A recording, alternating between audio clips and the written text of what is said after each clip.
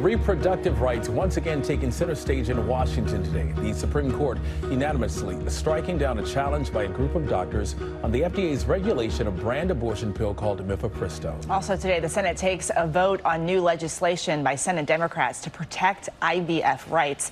This comes just 5 months after the Supreme Court of Alabama ruled that frozen embryos can be considered children under state law. Joining us now is Michigan Democratic Senator Debbie Stabenow, chair of the Senate Democratic Policy and Communication Committee and number 3 in Senate leadership. Thanks so much for being with us. My pleasure.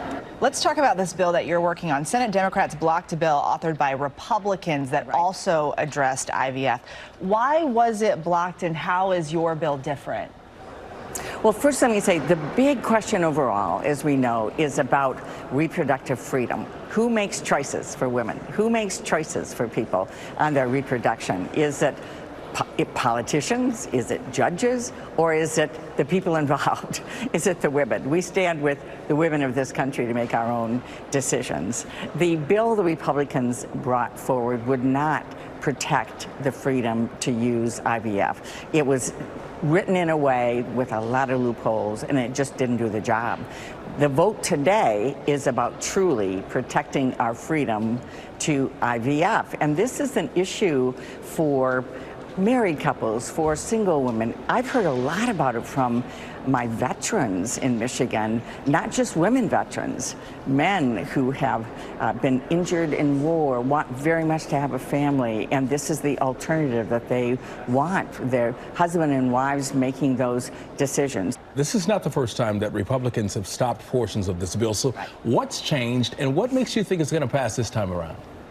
Well, we don't know if it will pass, but we think it's important enough and serious enough that everybody should have to take a stand.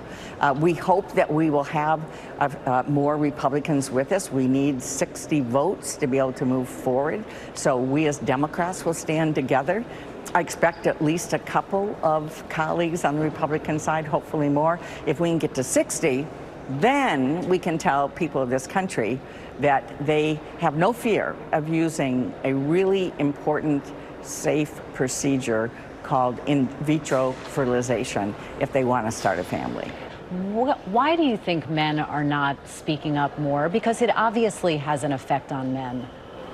Well, you're absolutely right. This is about families. This is about choices for everyone, when to have a family, how to start a family, what your healthcare choices are in an emergency, all of it together. I will say that our leader, Senate Majority Leader Chuck Schumer, has been on the floor every single day talking about this. We do have Democratic colleagues joining us and speaking out. For all of us, I think the intensity is what we as women feel. You know, when I think about the fact now that my daughter and my young granddaughter potentially have less freedom than I had to make choices on a family, it's crazy. It's actually crazy. It's extreme.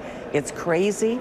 And women across this country and everyone across the country needs to stand up and say, stop it. We want our freedom to make our own reproductive decisions. And just yesterday, the Southern Baptist Association voted to oppose the use of IVF. I'm curious what your reaction to that is. And you know, it's an election year, so are you concerned what this could possibly mean politically for what has historically been a really active voting bloc? Well, I have to say that as it relates to the election, my Republican friends are on the wrong side, period.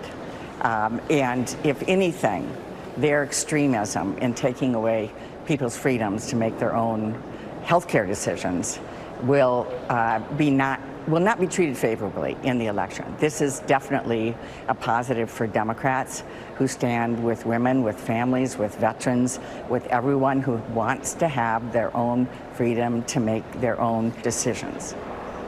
Michigan Senator Debbie Stabenow, thank you so much for being with us today. You're welcome.